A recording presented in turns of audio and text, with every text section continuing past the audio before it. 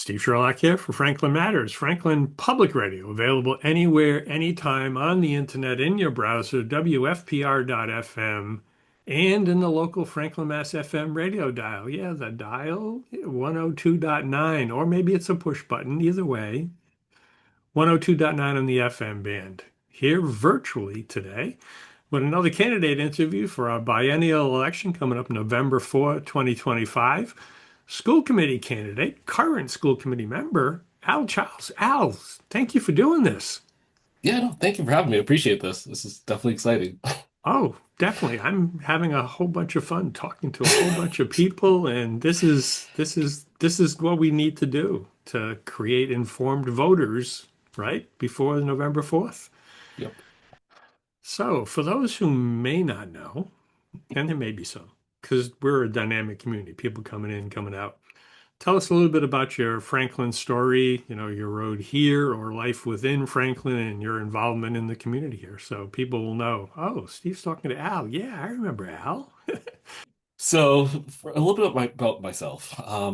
When I got married with my wife, we were looking for a place to live, and we were looking for some place that worked well for work, from a commute perspective, um, and just kind of met our lifestyle. And at that time, we didn't have any children. Hmm.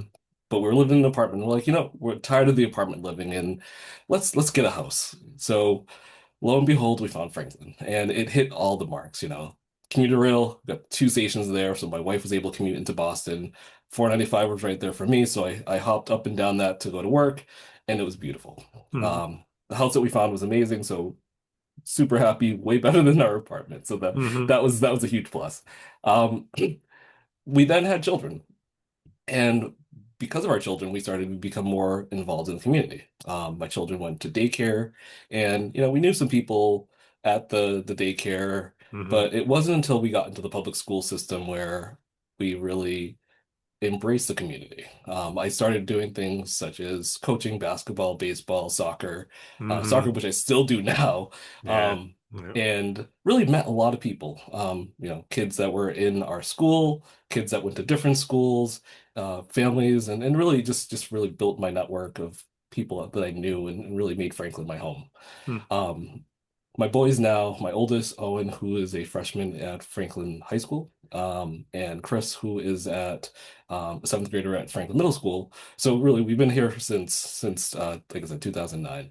Um, and from there, in the schools, I was able to also volunteer. So I volunteered supporting the PCCs, doing just various things. So they would have, their fun runs and help out there, Hmm. participated in their dining out committees, and really just supported wherever they needed some support.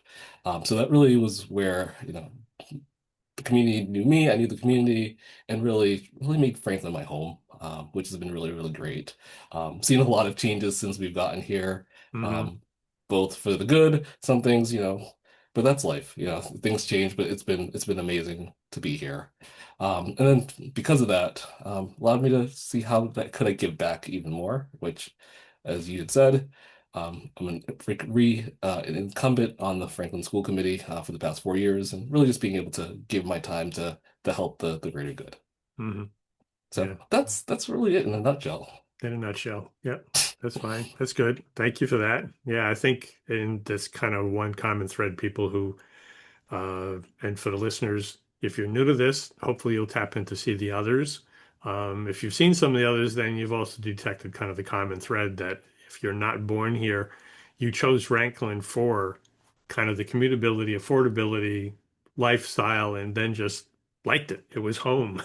So yeah, I myself for 30 years here, and we came for those reasons, and we've stayed for those reasons. So. uh, then, as part of that, certainly involved in the community in some ways, maybe it's just on social media and more so, but civil discourse is always a key component of the democratic republic form of government we have.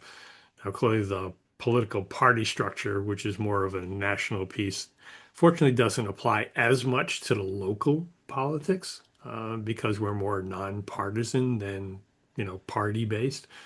but some of that civil discourse is less than civil sometimes. So, what is you as an individual in the school committee would do to, help either bridge that divide or at least mitigate that as much as possible? Yeah, and I think it's definitely a big item regarding the divide in politics and how people operate.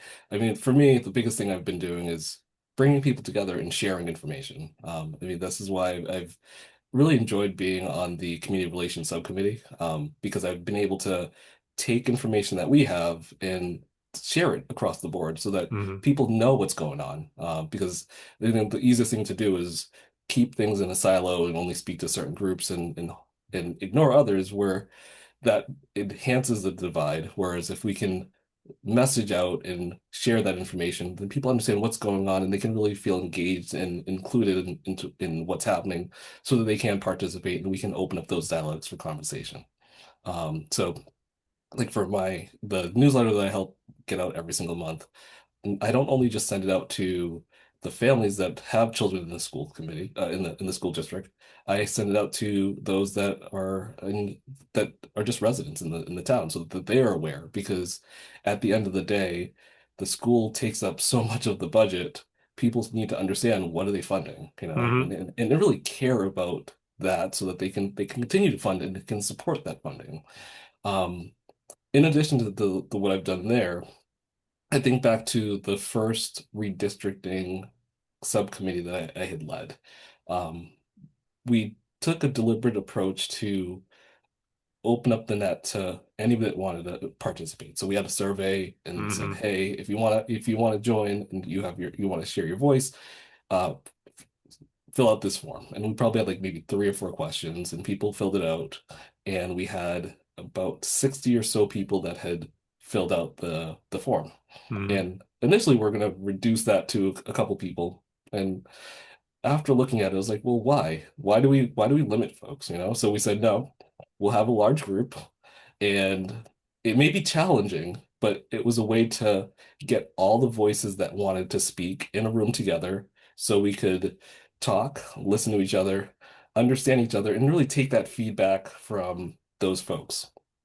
And Stevie, you probably recall the first subcommittee, we ended up to not do anything and revisit things, Hmm. and that was because we heard different perspectives, and our Sure. initial plan was just really just how do we redistrict and how do we reconfigure using the same buildings, and because of that, we're like, well, no, this is not going to work. So let's pause, let's come Hmm. back, and let's look at it differently. And we have what we have now with the new redistricting, where we closed schools, we consolidated the middle school, which was never the initial view. So, I mean, that just shows how by pulling people together, your initial perception may change because you've opened up those communication dialogues.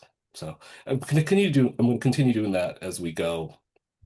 And I think that will help people be more engaged and put down their political sides and really come back to talk about how do we help our community, our students, our educators, and really make Franklin as best as we possibly can. Hmm. Yeah, I think the one takeaway that I observed there and you referenced as well, may have been a little bit challenging to lead the large group, but at least by not excluding somebody. So, oh, I volunteered, but then they didn't take me. Wonder why. Right now, you at least had everybody in at the circle, and clearly schedules were such. Some people made it some nights, some people made it other nights, but they were in the circle and going through. And that's the key, I think, that we all need to at least look at as kind of a lesson plan for future things. Um, Not that this is a place for me to pontificate, but I think that's a good place for people that, this is happening. This did happen, and oh, well, let's learn from it, right? Mhm. So, yeah, thank you for that. So in addition to that, which you've already alluded to in your couple of terms on the school committee, what other experience or background will help you to serve in this particular role? Or what do you bring to the table is another way to phrase it that, helps set you apart either to compete with the people who are in this role or to collaborate those ultimately getting chosen to go forward. Yeah, and I think back to when I first came in, and it was a completely different ball game. I didn't have the background. I mean, I watched some of the school committee meetings, but it was brand new to me, and I had to learn on the Hmm. job. So I think this time, it's just the 4 years of experience. I feel like well, not feel. I know that in these past 4 years, I've done things that are core tenets of the school committee role. The big thing, the annual budget work. Hmm. Reviewing that, dissecting it, questioning the superintendent on why we're doing what we're doing, and then also then educating the masses as to what we're doing so that they know and they understand and they can say, yep, this makes sense. Hopefully, I hope don't have to do this in my school committee term, but we had to hire a new superintendent. So I went Mm. through that whole process of going and finding the new superintendent. Fortunately, we have a great candidate that has been doing an amazing job. Um, and well, once again, hopefully, I don't have to do that anytime soon. But that's a major process. And then the big thing that we're going to have to do again are contract negotiations. In Mm. my time, we've had to do two contract negotiations, and it's not an easy thing to learn. So I think just me coming in, having that experience really makes things easier. Uh, the next go around and really smoother as well. And having something to reference back to say, okay, well, this is what we did before. How do we do it better? And really benefit all the parties that are there. Hmm. Um, Outside of that, I think it's really from a personal standpoint, is my temperament. Um, when conversations are coming in, even though that I've been in the school committee for 4 years, I'm not thinking of it just for me, because at the end of the day, it's the public that needs to understand this as well. So I think through like, how do I ask the question so that this resonates with the public? What are the questions that the public may have where they're not getting this packet in advance and being able to comb Mm. through it, and really trying to help those presenters tell their stories to show the value of what they're doing and why it's important. Because it's easy just to present and um and expect the public to understand, but at the end of the day, they're not necessarily as closer to it as the central office, the presenters are. Mm. I have a closer view of it, but from a public standpoint, it's great just to kind of really um, simplify it and make it sure that the key points are highlighted. So I think how I approach presentations is great is an asset. And then the last thing I think that benefits is I there are times that I've voted that doesn't necessarily go with the crowd. So I really I look at it based off of how does this benefit the students and the community, and it's not necessarily regarding am I going to vote with the others or am I on my own? And there are many times that I've been the only person that said one way, and it is what it is. But I Hmm. feel like sometimes you have to go with what's the right thing and what you believe in. So Yeah, and I think from an observation standpoint, again, which is what I do, reporting on the meetings. Yeah, a 7-0 vote says one thing, a 6-1, 5-2 still moves it forward, but at least says there's something around it that, maybe get reconsidered at some point.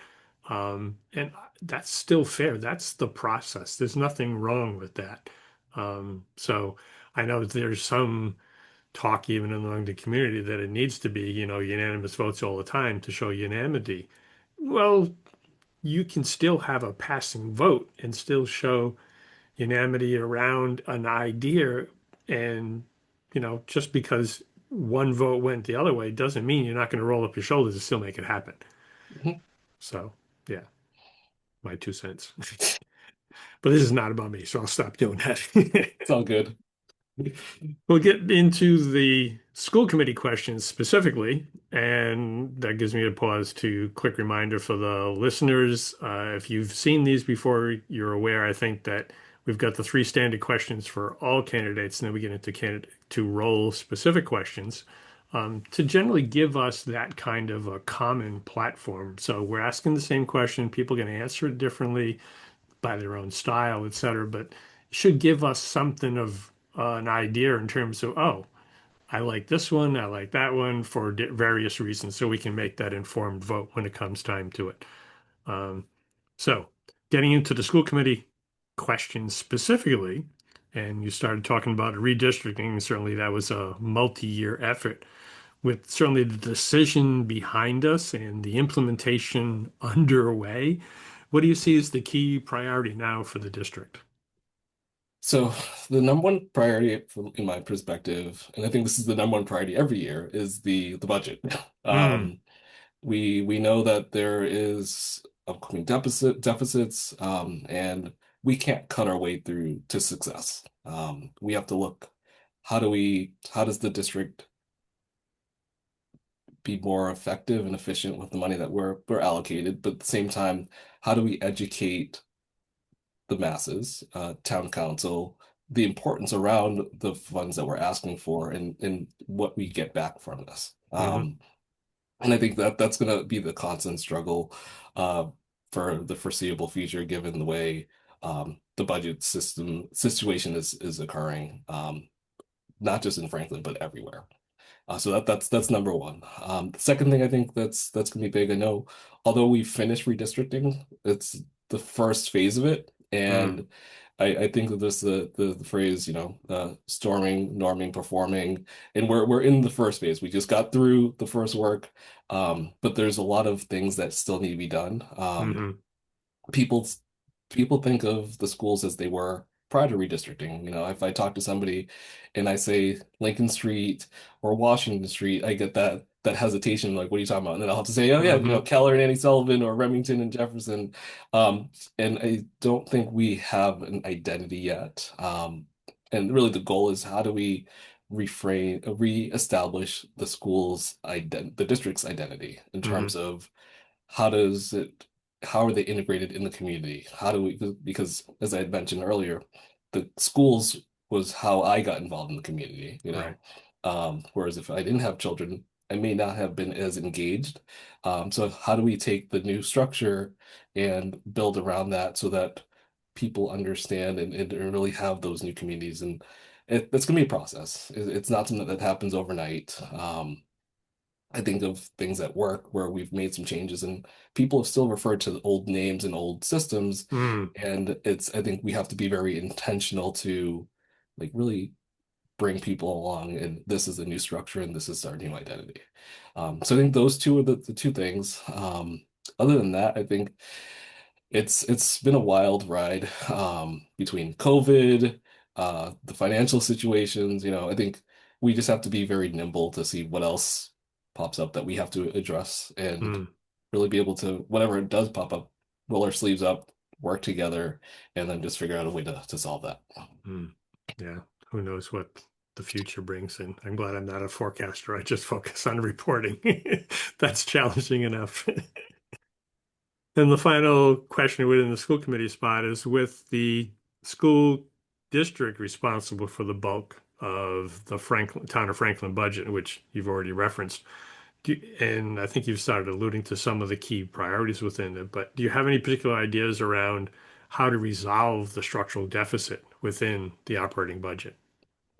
So I think we started doing a really great job last year when it came to pulling in the finance committee, town council, and Hmm school committee, and really trying to come up with a solution. I think we should build upon that and really look to see how do we do things differently. One of the things that we do today is from a budgetary perspective, the school committee and superintendent, we work on the budget, we approve it. Um, we then, other departments do their budget. We all bring it back to the town council and finance committee, review it. And then, although we've approved a set budget amount, things may change. They True. may go down, Yeah. they may go down, and, and they may go up. But we have to react to it.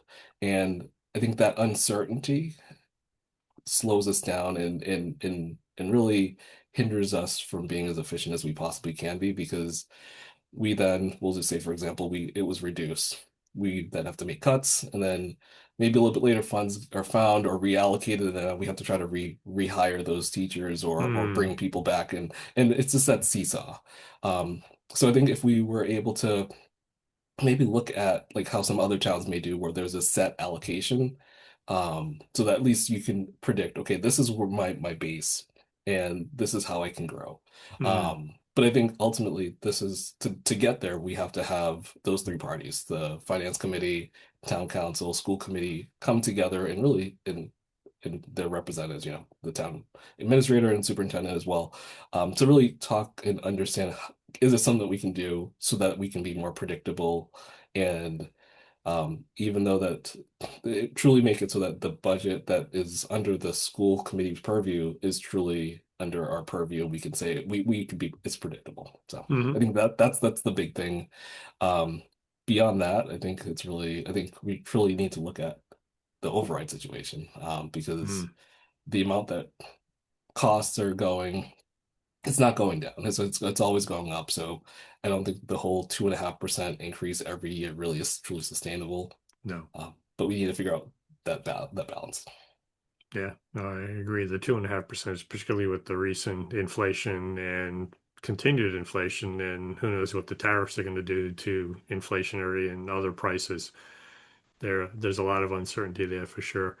Back to the joint budget listening sessions, and I've advocated in other channels to at least make you aware. I think one of the things that would improve those sessions, while they were good for question and answer, but then just people went away, having at least one of those sessions, or maybe a portion of a couple of sessions, being more of a workshop.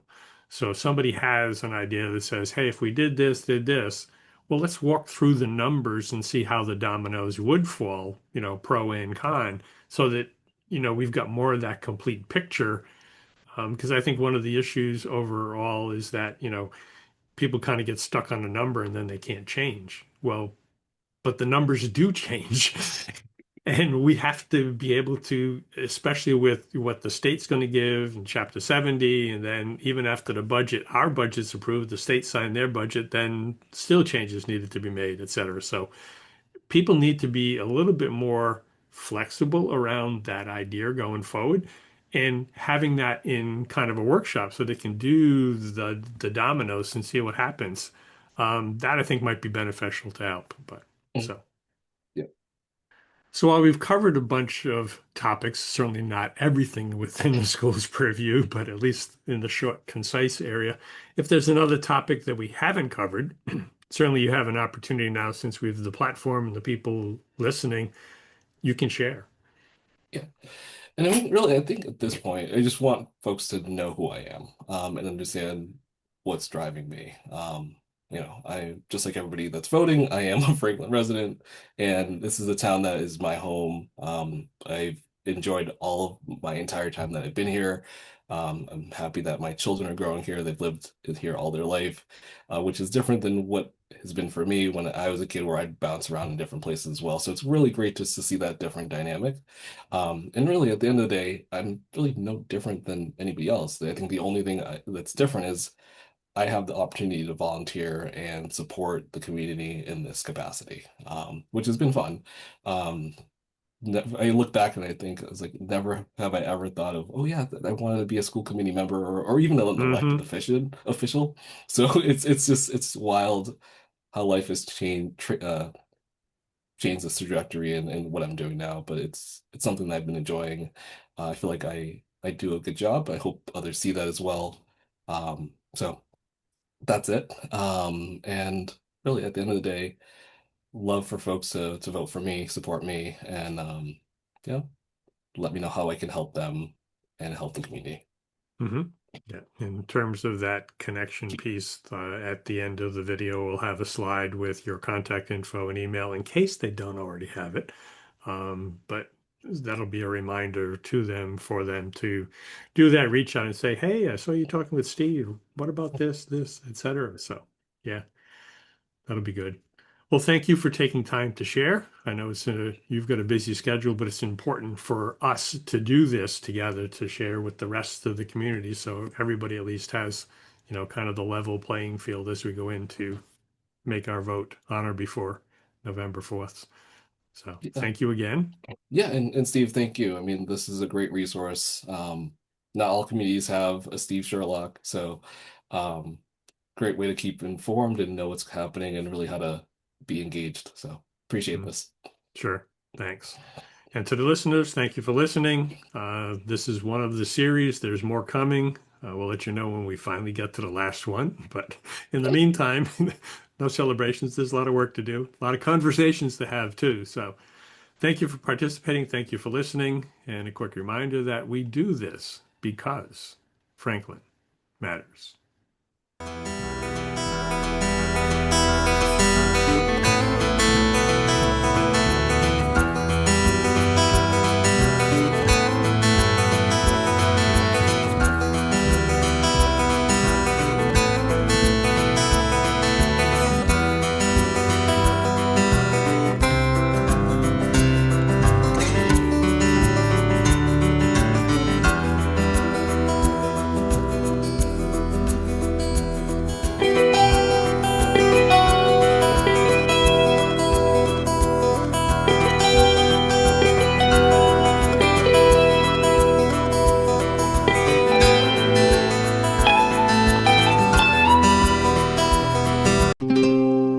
This program was made possible by your Franklin friends and neighbors, good folks just like you.